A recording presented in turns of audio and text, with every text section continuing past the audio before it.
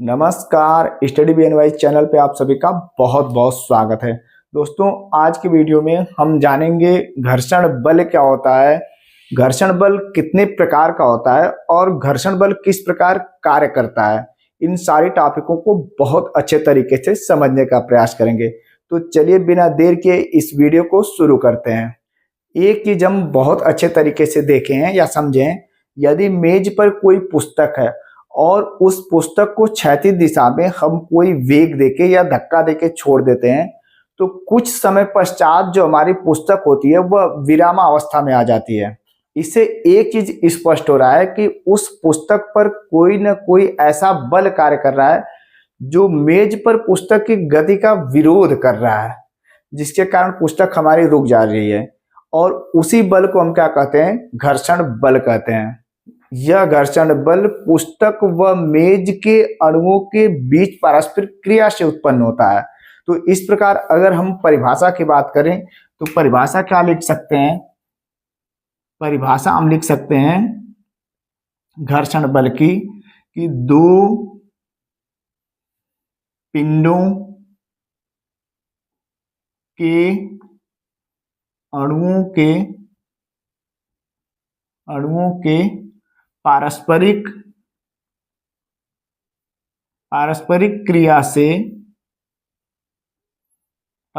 क्रिया से उत्पन्न बल को घर्षण बल कहते हैं। और परिभाषा दूसरी लिख सकते हैं, घर्षण बल कहते हैं। दूसरी परिभाषा क्या हो जाएगी हमारी? वह बल जो किसी वस्तु का किसी तल पर वह बल जो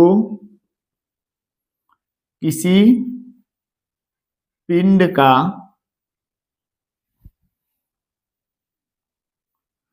पिंड के गति का विरोध करता है। क्या करता है? विरोध करता है। उसे हम क्या कहते हैं? घर्षण बल कहते हैं। घर्षण बल कहते हैं। प्रकार की बात करें तो यह दो प्रकार का होता है। एक हमारा होता है स्थैतिक घर्षण बल, स्थैतिक घर्षण बल, और दूसरा हमारा होता है गतिज घर्षण बल।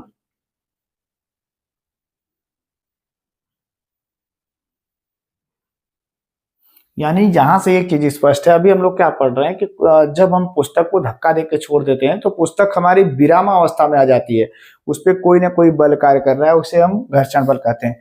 लेकिन यदि कोई वस्तु कॉन्टिन्यूअस वेग में है, कोई बल लगाकर अगर उस पर हम वेग दे रहे हैं तो उस पर भी घर्षण बल कार्य करता है, और उस घर्षण बल को क्या कहते हैं? गतिज घर्षण बल कहते हैं। आइए घर्षण बल को और अच्छे तरीके से समझने के लिए हम चित्र की सहायता लेते हैं। पहले चित्र की बात करें तो हम ये मान ले रहे हैं कि ये मेज है। क्या है? मेज है। और इस मेज पे एक क्या है? गुटका है। यदि हमारा गुटका स्वतंत्र रूप से किसी मेज पे रखा हुआ है तो इस पे दो बल कार्य करता है। इस गुटके का भार, जिसे हम क्या mg से डिनोट करते हैं, तो ये क्या सदैव नीचे की तरफ लगता है, और इस भार के कारण इस मेज द्वारा इस गुटके पर एक प्रतिक्रिया बल लगाया जाता है, और उस प्रतिक्रिया बल को क्या हम P से डिनोट किए हैं। तो ये क्या एक तरह से प्रतिक्रिया है। किसके द्वारा है? तो मेज के द्वारा। ये इधर से होगा। किसके द्वारा है? तो मेज के द्वारा। यानी जब कोई वस्तु किसी वस्तु के ऊपर है, जैसे क्या ये गुटका अगर मेज के ऊपर है तो इस पे कोई घर्षण बल कार्य नहीं करता है। यहाँ बहुत बड़ा मिथ हो जाता है छात्रों से कि यहाँ भी घर्षण बल कार्य करता है। नहीं, जब तक इस गुटके को किसी तरफ बल लगाकर इसको हम बढ़ाने या घुमाने की कोशिश न करें, तब तक कोई घर्षण बल कार्य नहीं करता है। तो यहाँ हम क्या समझे? चित्र अगर हम इसको ए माने तो यदि mg भार का कोई गुटका है और स्वतंत्र रूप से किसी टेबल पे है तो इस गुटके का भार नीचे की ओर लगता है, और इस भार के कारण टेबल एक प्रतिक्रिया बल लगाता है और उसकी दिशा किधर होती है? ऊपर की तरफ। घर्षण बल की कहानी कहाँ से शुरू होती है, इसको हम चित्र बी से समझते हैं। जैसे ही यदि हम इस गुटके को क्या करें, एफ बल लगा के क्षैतिज दिशा में किसी मान ले रहे हैं दाएं तरफ, इधर हम क्या एफ बल लगा के खींचने का प्रयास करते हैं। एक चीज हम मान ले रहे हैं कि अभी गुटका में कोई वेग नहीं है, बेशक हम बल लगा रहे हैं, कुछ बल लगा रहे हैं, लेकिन बल इतना पर्याप्त नहीं है कि इस गुटके को क्या इधर की दिशा में गतिशील कर दे। तो जब हम इधर एफ बल लगाते हैं तो इसके कारण होता क्या है कि ये जो प्रतिक्रिया P होती है वो क्या होती है, कुछ इस तरफ झुक जाती है और झुक के क्या करती है, इसको मेंटेन कर देती है, जिसके कारण हमारा गुटका जो होता है वो क्या एक थोड़ा सा बल लगाने के बाद भी इधर की दिशा में नहीं जाता है। अब चूंकि क्या हुआ, ये इधर की तरफ झुक गया और यह इस प्रकार झुकता है कि हमारा P mg और F जो होता है, ये P हो गया, ये mg यानी इसको mg ले रहे हैं क्योंकि इसी का परिमाण है, और ये F एक बंद त्रिभुज बनाते हैं। क्या बनाते हैं, बंद त्रिभुज। और इस प्रकार हमारे द्वारा थोड़ा सा लगाया गया बल को क्या करता है, ये प्रतिक्रिया एक इसके बल के विपरीत दिशा में झुक के क्या करता है, बैलेंस कर देता है। अब इसके कारण क्या होता है, अगर हम इस P के घटकों का वियोजन करें, क्या करें, ये जो हमारा बल P है इसके घटकों का वियोजन करें तो हम देखते हैं, अगर इसके हम तल के समांतर क्या तल के समांतर घटक की बात करें तो अगर उसे हम Fs माने तो इसका P का समांतर घटक Fs हो गया, और अगर इसके हम लंबवत घटक की बात करें तो लंबवत घटक क्या होगा, हमारा R हो गया। ये R क्या करता है, ये जो लंबवत घटक होता है इस भार को क्या करता है, संतुलित करता है। लेकिन इसका जो तल के समांतर घटक होता है जिसे हम Fs माने, ये क्या करता है, इसको संतुलित करता है। तो इस प्रकार क्या प्राप्त होता है, Fs बराबर क्या होता है, F होता है। जबकि दिशा की बात करें तो जो F की दिशा होती है ठीक उसके विपरीत जो होती है Fs की दिशा होती है। तो ऐसे भी हम लिख सकते हैं Fs बराबर ये माइनस Ff हो जाएगा, माइनस F हो जाएगा। अच्छा, ये Fs क्या है, तो इसी Fs को कहते हैं स्थैतिक घर्षण। क्या कहते हैं, स्थैतिक घर्षण। और यही स्थैतिक घर्षण क्या करता है, किसी वस्तु की गति का विरोध करता है और उस वस्तु को रोकने का प्रयास करता है। और यह स्थैतिक घर्षण जब तक इस बल के बराबर होगा तब तक वस्तु पे जो बल लगेगा उस बल के कारण यह वस्तु में कोई मोमेंट नहीं होता है। लेकिन क्या करते हैं, अगर हम इस F को बढ़ा देते हैं, अब मान लेते हैं F डैश हमने लगा दिया, कितना लगा दिया, F डैश। उस दौरान क्या होता है, इस P की दिशा भी कुछ इधर कुछ इस टाइप झुक जाती है और फिर यह संतुलित कर लेती है। उस स्थिति में क्या होता है, अगर ये F डैश हो जाए तो फिर क्या हो जाता है, F डैश S बराबर क्या होता है, कैपिटल F डैश। लेकिन यह कब तक संतुलित करेगा, एक बल के बाद, एक मैक्सिमम बल के बाद, अरे सॉरी मिनिमम बल के बाद क्या होगा, जैसे उससे आगे हम बल लगाएंगे इसके बाद एक गुटका क्या होगा, आगे चलना शुरू कर देगा। तो वह बल जिसके कारण गुटका अंतिम स्थिति में रुका हुआ है उसी को क्या कहते हैं, सीमांत घर्षण। इसको मिटाते हैं फिर उसको समझते हैं। हम लोग क्या बात कर रहे थे, तो सीमांत घर्षण के बारे में। और हम लोग क्या देखें कि जब हम इस बल F का मान बढ़ाते जाते हैं तो क्या होता है, इसकी प्रतिक्रिया P जो होती है वो क्या होती है, झुकती जाती है। लेकिन एक मैक्सिमम लिमिट होगी जहां क्या P का मान झुक सकता है और इसके बाद क्या होगा, हमारा गुटका जो होगा वो चलना प्रारंभ कर देगा। तो जो स्थैतिक घर्षण बल होता है उसके अधिकतम मान को ही हम क्या कहते हैं, सीमांत घर्षण बल। तो हमको क्या पढ़ना है, सीमांत स्थैतिक घर्षण बल, सीमांत स्थैतिक घर्षण बल। और हम लोग क्या देखें कि जब हम F का मान बढ़ाते जाते हैं तो एक ऐसी स्थिति आती है जहां P अधिकतम झुक सकता है, वहां से क्या होगा, हमारा गुटका चलना प्रारंभ कर देता है। तो क्या लिखेंगे, स्थैतिक घर्षण बल के, स्थैतिक घर्षण बल के अधिकतम मान को, बल के अधिकतम मान को, अधिकतम मान को सीमांत स्थैतिक घर्षण बल कहते हैं।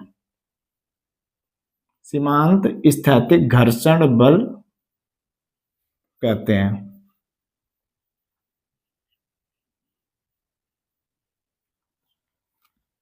अच्छा, इसका बहुत सारे प्रयोग और परीक्षण किए गए। इसके बाद सीमांत स्थैतिक घर्षण बल के लिए कुछ नियम बनाए गए, और या फिर ये कहें तो बहुत सारे प्रयोग परीक्षण के बाद ये नियम सत्य पाए गए। तो इसमें कौन कौन नियम है, तो पहला हम बात करते हैं, और किसका बात करें, इसी सीमांत स्थैतिक घर्षण बल का मान। तो जो सीमांत स्थैतिक घर्षण बल जो होता है वो किसी पिंड के आकार और उसके क्षेत्रफल पे निर्भर नहीं करता, यानी उसके शेप पे और जो है उसके क्षेत्रफल पे निर्भर नहीं करता। तो निर्भर किस पे करता है, तो यह वस्तु की प्रकृति, वस्तु की प्रकृति, खुरदरेपन, खुरदरेपन आदि पर निर्भर करता है। किस पे निर्भर करता है, खुरदरेपन आदि पर। यानी कोई वस्तु गोल है तो घर्षण बल कम लगेगा, या फिर कोई वस्तु का क्षेत्रफल ज्यादा है तो घर्षण बल ज्यादा लगेगा। इन सब चीजों पे निर्भर नहीं करता क्या, सीमांत स्थैतिक घर्षण बल। तो ये भी एक मिथ हम लोग के बीच रहता है कि यदि क्षेत्रफल ज्यादा है तो उसका घर्षण बल क्या होगा, ज्यादा होगा। अच्छा, दूसरा क्या था, दूसरा पॉइंट क्या किस पे निर्भर करता है, दूसरा क्या है कि सीमांत स्थैतिक घर्षण बल जो होता है वो तलों के संपर्क तलों के, संपर्क तलों के,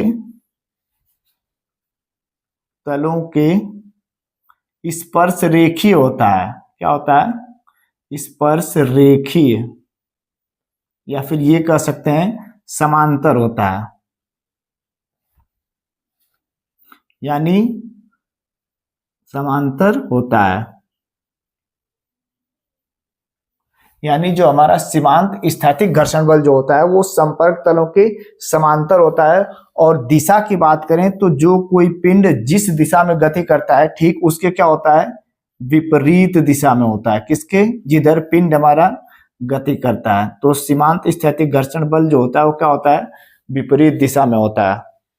और तीसरा हमारा एक इंपॉर्टेंट पॉइंट है कि किसी दिए हुए तल के लिए सीमांत स्थैतिक घर्षण बल Fs जो होता है, Fs प्रतिक्रिया के अनुक्रमानुपाती होता है। यानी किसी पिंड की जो प्रतिक्रिया R होती है उसके अनुक्रमानुपाती होता है। अब यहां से इसको अगर हम निकालेंगे तो Fs बराबर क्या होगा, यहां से एक का कांस्टेंट जुड़ता है जिसे हम म्यू एस बोलते हैं, और ये क्या होता है, R।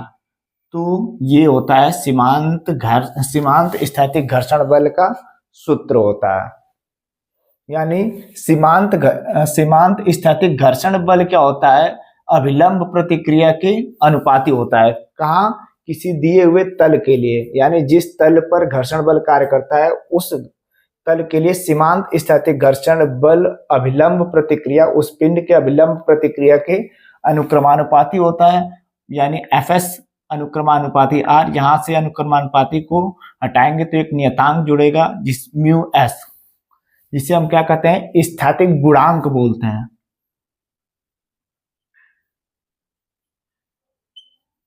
और यही स्थैतिक गुणांक जो है वस्तु की प्रकृति यानी खुरदरेपन आदि पे निर्भर करता है, न कि वस्तु का क्षेत्रफल, शेप आदि पे निर्भर करता है। और इस Fs की जो दिशा होती है सदैव F के विपरीत दिशा में होती है, जैसा कि मैंने जहां बताया हूं, ये भी आप ध्यान रखिएगा।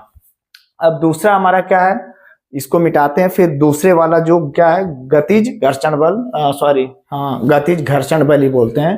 तो दूसरा हमारा क्या है, गतिज घर्षण बल, उसके बारे में समझते हैं। एक चीज हम देखते हैं कि जब एक बार गति प्रारंभ हो जाती है तो घर्षण बल का मान जो होता है वो कम हो जाता है, लेकिन किसी पिंड का एक समान गति बनाए रखने के लिए हमें बल की आवश्यकता पड़ती है, बेशक कुछ कम बल की आवश्यकता पड़ती है। इससे एक चीज स्पष्ट हो रहा है कि गति के दौरान भी घर्षण बल कार्य करता है। तो जो गति के दौरान घर्षण बल कार्य करता है उसी को कहते हैं गतिज घर्षण बल। और यह गतिज घर्षण बल को प्रेजेंट किससे करते हैं, तो एफ के से प्रेजेंट करते हैं। और यह एफ के जो होता है, जो स्थैतिक घर्षण बल होता है, एफ एस होता है, इससे क्या होता है, इसका मान कम होता है और इसका हम लोग अनुभव भी करते हैं। क्योंकि गति को प्रारंभ करने के लिए हमें ज्यादा बल की आवश्यकता होती है, यानी उस स्थिति में एफ एस का मान क्या होता है, ज्यादा होता है। जबकि एक बार गति प्रारंभ हो जाती है तो जो घर्षण बल लगता है, गतिज घर्षण बल, वह कम लगता है। और एफ एस एफ के बराबर क्या होता है, एफ के बराबर ठीक उसी प्रकार म्यू के और क्या होता है, आर होता है। जहां म्यू के क्या है, गतिज घर्षण गुणांक है। क्या है, गतिज घर्षण गुणांक।